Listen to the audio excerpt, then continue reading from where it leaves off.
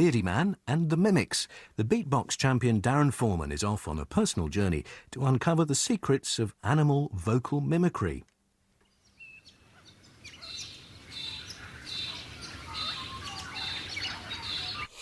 Deep in the nightclubs of London, something is stirring. The beatboxer stands at the back of the stage.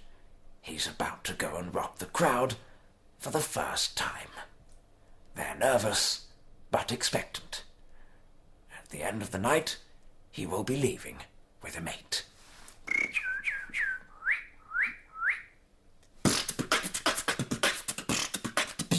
My name's Darren Foreman. Most people know me as Beardyman, and I'm the 2 times UK beatbox champion.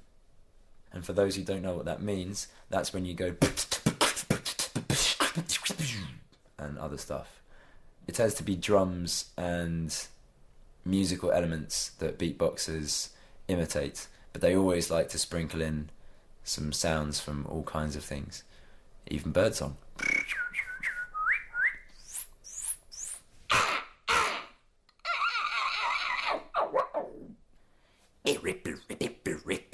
Beardyman.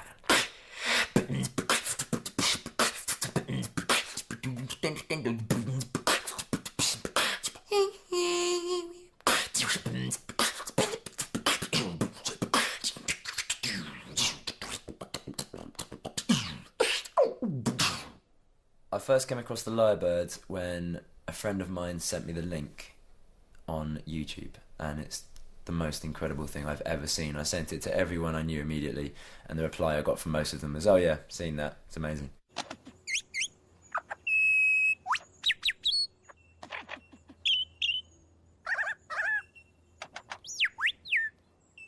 As someone who makes their living replicating noises, knowing that there's something in nature that can do exactly what I do, a little bit better than me, and without even breaking a sweat, is slightly intimidating. So, inspired by this virtuosic bird, I want to find out more about nature and its mimics. I'm going to journey deep into the world of animal mimicry. My first step, a journey to the far reaches of my living room to watch that Lyrebird clip one more time.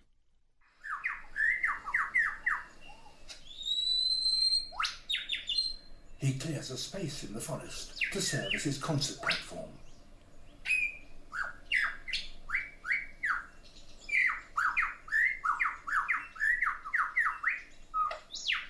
It's like R2-D2. That's a To persuade females to come close and admire his plumes, he sings the most complex song he can manage, and he does that by copying the songs of all the other birds he hears around him, such as the kookaburra.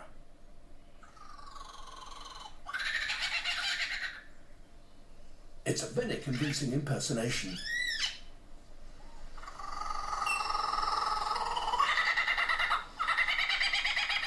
Even the original is fooled.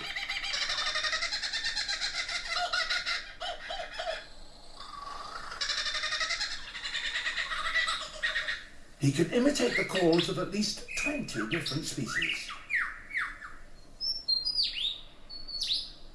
He also, in his attempt to outsing his rivals, incorporates other sounds that he hears in the forest. That was a camera shutter.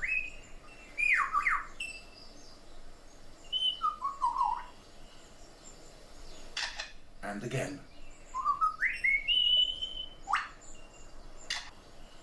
It's like, look what I'm gonna do now, click, click, ta-da! It might as well go ta-da at the end. Da-da-da-da-da-da. Boink, click. The showmanship was just incredible. That's what makes me laugh about it. It's not that it's doing loads of noises, but it gives each one this amazing pacing. When it gives it so much gravitas. And now a camera with a motor drive.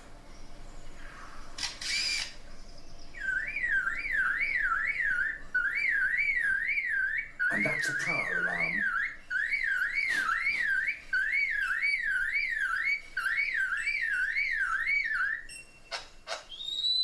What was that? And now the sounds of foresters and their chainsaws working nearby.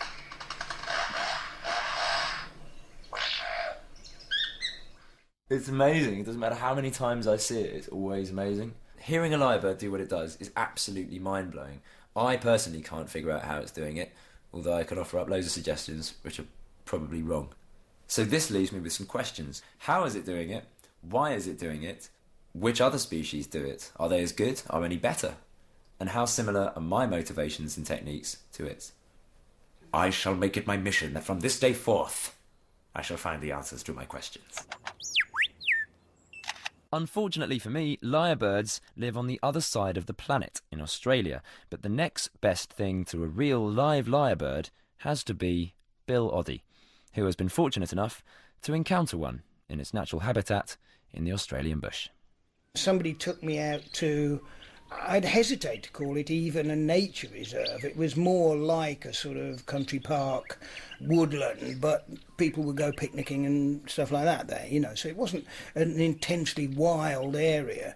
And you hear that noise, which sounded at the time, there's the odd squeaky noises, and then sounded like as if somebody was felling trees, you know, and was using a lawnmower or a chainsaw or something like that. So I assumed somebody was working in the woods. And I said, no, it's a lyrebird.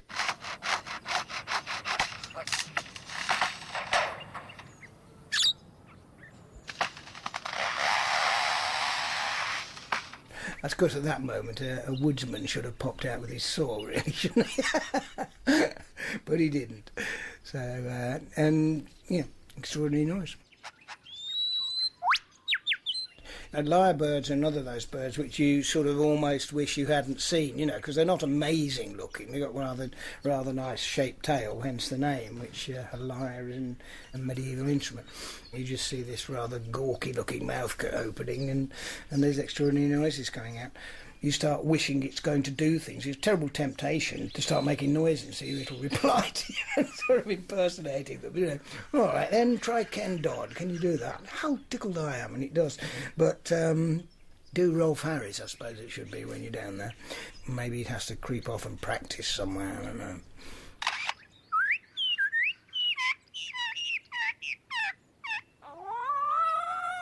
What you tend to do when you first hear a bird impersonating like that is recognise what it's doing, you know, so you're standing there going, OK, that's a chainsaw, that's a mobile phone, that's a car, what kind of car is it, you know, 4x4, you know, and you stand there trying to identify what the noises are, and then suddenly there'll be like that, don't know what that's meant to be. So, but the biggest fun is identifying first rather than trying to make it impersonate people. Or, that's all very well, but can you do Barbara Streisand, you know?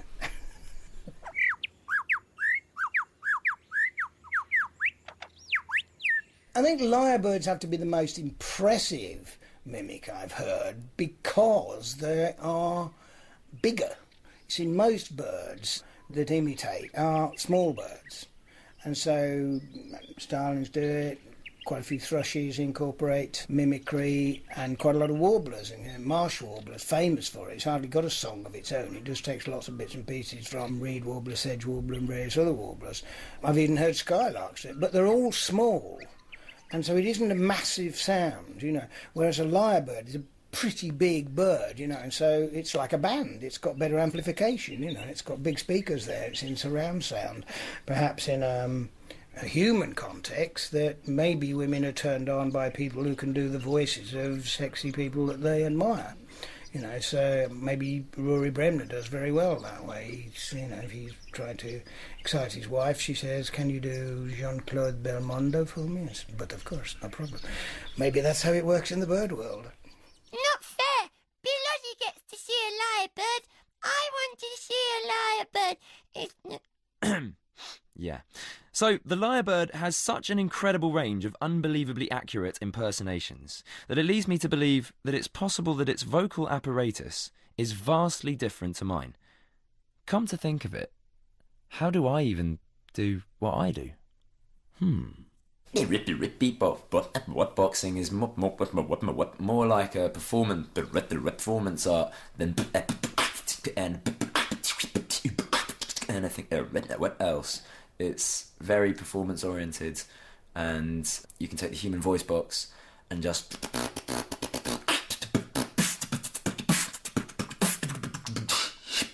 take it and do anything you want with it. Any part of your body can be used to create sounds. The mouth is particularly adept at making a variety of different ones, many of which people don't realise they can make.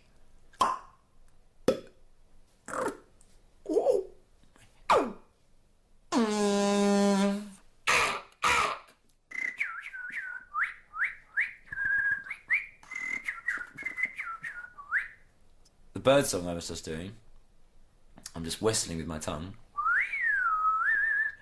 and then going with my lips, which ends up as is just going arc, but doing it really loudly.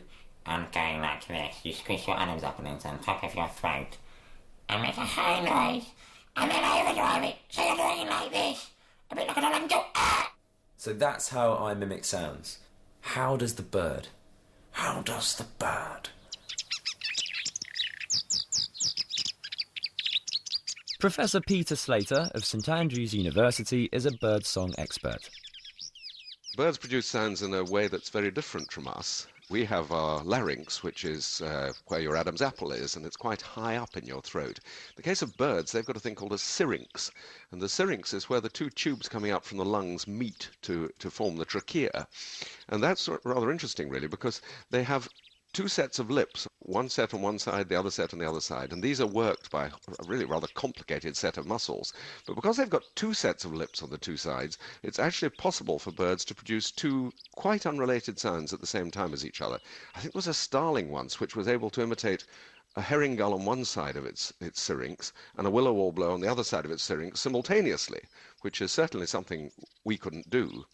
Syrinx is a complicated thing. People have only really just come to grips with it. They used to think it was membranes vibrating that led to the noise, but people have actually been able to put endoscopes down there, just like they do to look at your stomach. They put an endoscope down there, and they could see that these lips were coming together and parting as the air came up from the lungs, and it was this that was leading to the sound being produced.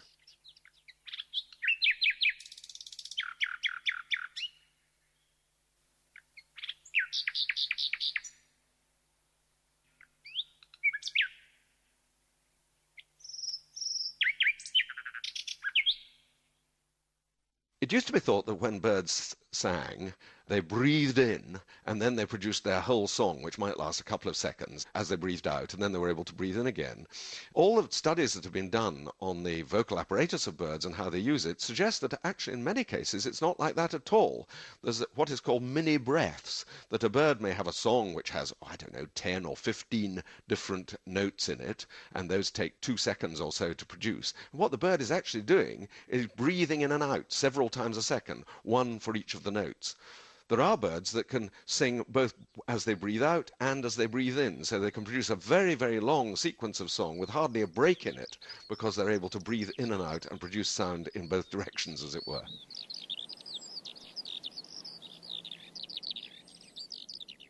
The one constraint, I think, that very often operates is that small birds can't produce deep sounds. So you won't find a marsh warbler, for example, imitating the boom of a bittern, because you just couldn't produce a very deep sound. A cello produces a much deeper sound than a violin does. So if you're a small bird, you can't produce a very deep sound. And in many of these birds, that seems to be the major constraint. Wow. So the lyrebird essentially has 2 sets of vocal cords. That's really not fair. I can never be half as good as the lyrebird because I only have half the number of vocal cords. Still, that's all very well knowing how it does it, but I still have no idea why. Why does any bird, for that matter? Professor Peter Slater. Vocal mimicry is a big unknown quantity in many ways. Some birds we know do it by mistake. You find the very occasional bird that mimics a different species.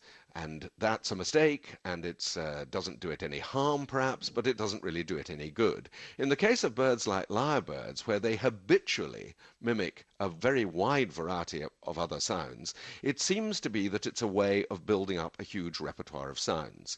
We know that in many species of birds, females prefer males with a larger repertoire. It's been very nicely demonstrated in quite a number of species of birds. Females will arrive back from Africa, in the case of little warblers, for example, and if you radio track them, they'll fly around the wood or the marsh, listening to all the males round about. And the male with the biggest repertoire is the guy who tends to get the first female that arrives back. So big repertoires help males to get females. Females are attracted by them, they're stimulated by them, they're more likely to mate, it probably makes their eggs grow inside them. There are all sorts of reasons why a big repertoire may be helpful to a male.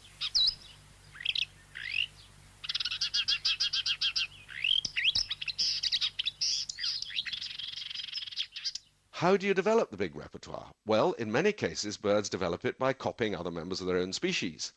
In other cases, they develop it by copying other species. A bird like a marsh warbler, the one thing it doesn't copy is its own species, because a young bird, when it hatches, does so after all the males of its species have stopped singing for the year. So there's no way it can copy its own species, and it picks it up from members of other species.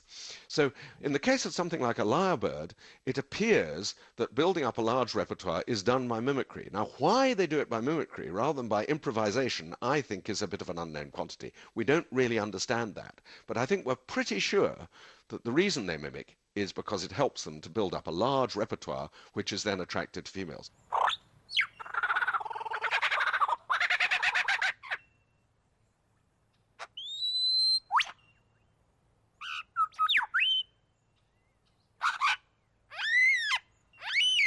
There are all sorts of reasons why males having large repertoires might be preferable to mate with for a female than males with small repertoires. One reason is that we know that song is quite a costly thing as far as brain space is concerned. In many species, and quite a number of species now, it's been described that areas of the brain concerned with singing are larger in males with large repertoires than in males with smaller repertoires. And brain is a very expensive tissue to build. It costs quite a bit to build, it costs quite a bit to run. And also, if you fly, of course, brain is an expensive thing to carry around. You don't want to be very heavy. The bigger your brain, the heavier you'll be, and that's an encumbrance as well. So there are quite a number of reasons at the brain level why it might be costly.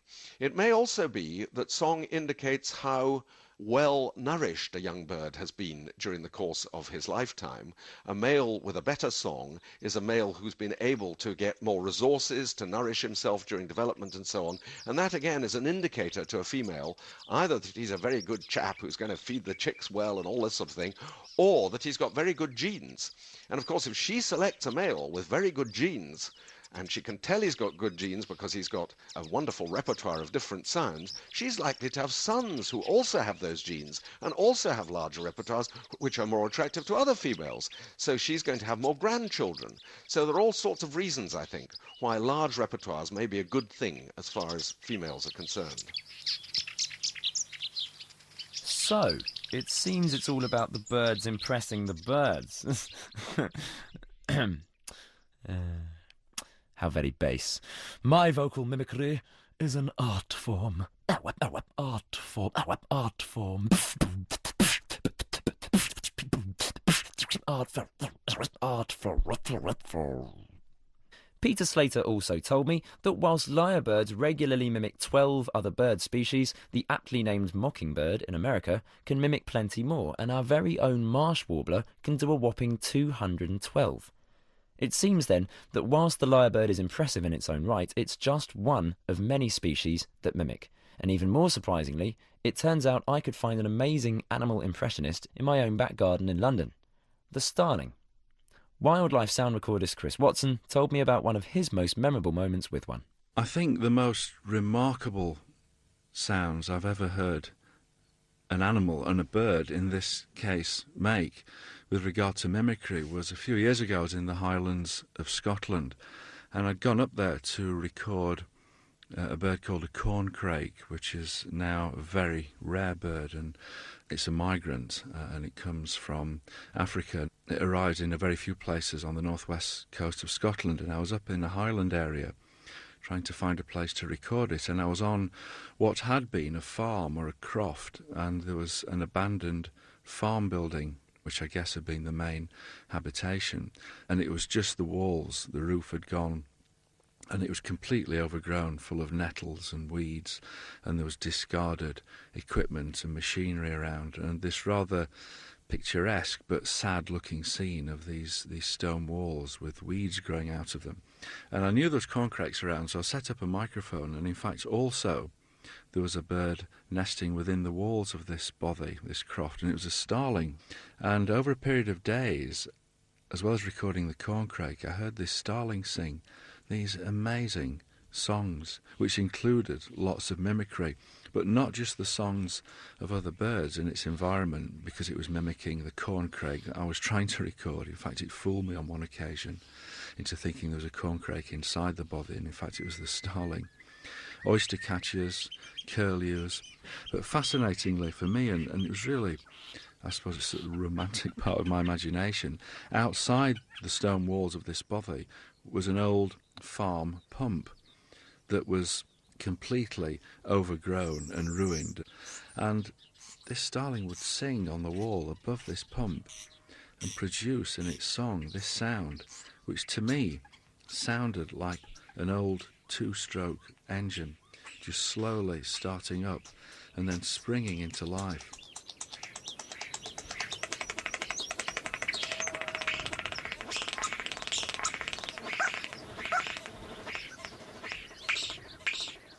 And I had this wonderful picture in my mind that in fact what this bird was doing, singing its songs, which included all the sounds that it was mimicking from its environment, was actually recreating the ancient soundtrack of this bothy and the farm and maybe the people and the life that existed there and had now passed into history. It was an incredibly powerful, poignant moment to actually be in that place and then hear this pump, which would never work again, hear the sound of it springing into life. And even though it was a mechanical sound, it just created the most beautiful song. It was very musical, it had this lovely rhythm to it. And then the starling kicked off with a whole load of other mimicry. It went back into the corncrake. And then it did farmyard animals. It did hens and chickens sort of rooting around, as they would have done decades previously outside this bothy.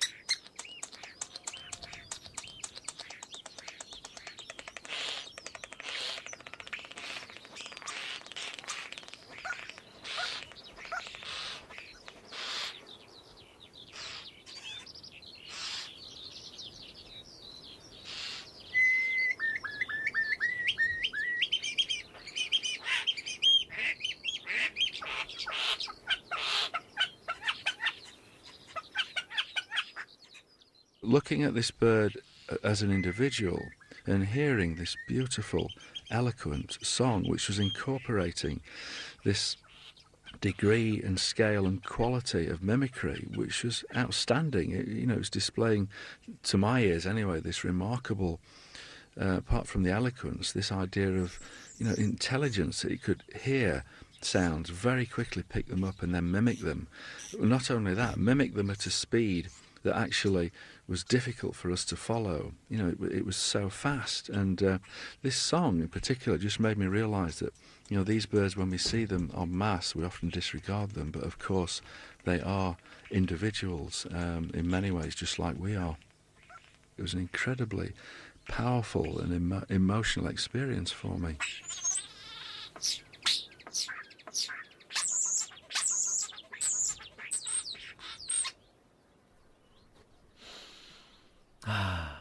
The nation is now going to be replete with Radio 4 listeners standing in their back gardens in expectant silence, craning their necks to catch the sounds of yesteryear floating toward them in the breeze. From a starling. Which is a lovely image, but it still leaves me wondering. If it's so advantageous to mimic, why do some birds do it and not others? Peter Slater. Most species of birds have what we call a crude template that they hatch with, a rough idea of the sort of song of their own species. In the case of mimics, of course, that's a very, very broad, rough idea, if you like, that they accept all sorts of sounds that they hear in the outside world. But in the case of many birds, the crude template is very, very precise, so they will only learn the songs of their own species. But it is learning. They learn the songs of their own species, but they hatch with this rough idea, if you like, of what the song is, and it will reject all sorts of other things. It's the most wonderful example, I think, the birdsong learning example is the most wonderful example of how nature, what the young bird is, what species it is, and what its genes tell it, and so on, interacts with nurture, the particular environments it's in, the adults that it interacts with. Nature and nurture interact. Both things are very, very important here. The nature, which restricts what the bird will learn, or doesn't do in the case of mimics, if you like, and nurture, the experience that the young bird has. So nature and nurture interact. You can't really talk about instinct or something being innate. These two things interact with each other in a really quite complicated, rather delightful and very complicated way.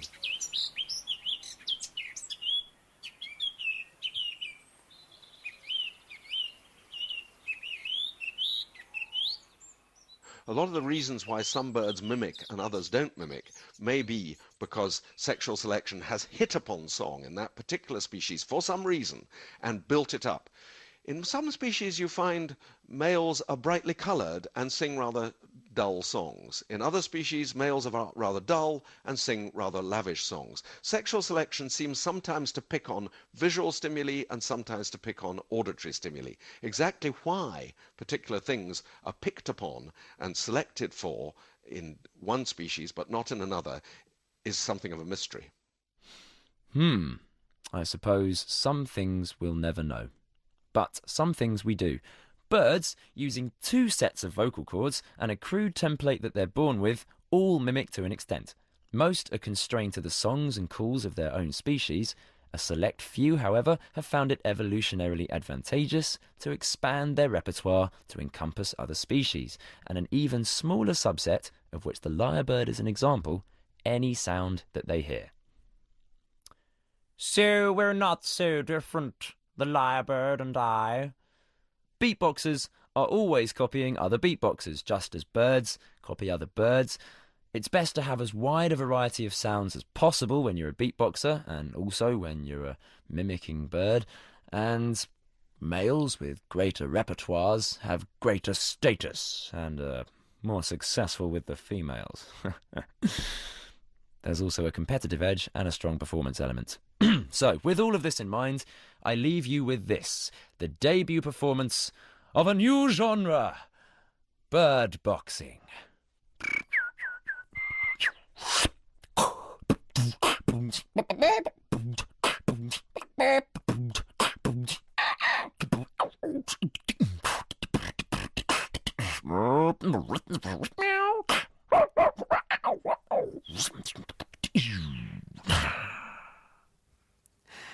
It could get very confusing living with Darren Foreman, I should think.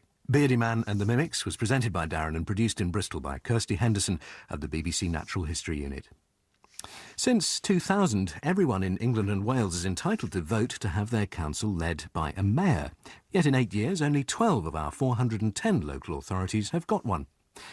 After the news, Sheena MacDonald asks why so few, if mayors are such a great idea, in Beyond Westminster. Victor Smythe puts the questions in the great port of Liverpool. He's in the Merchant Navy at the present moment, but I don't know exactly where he is. Liverpool,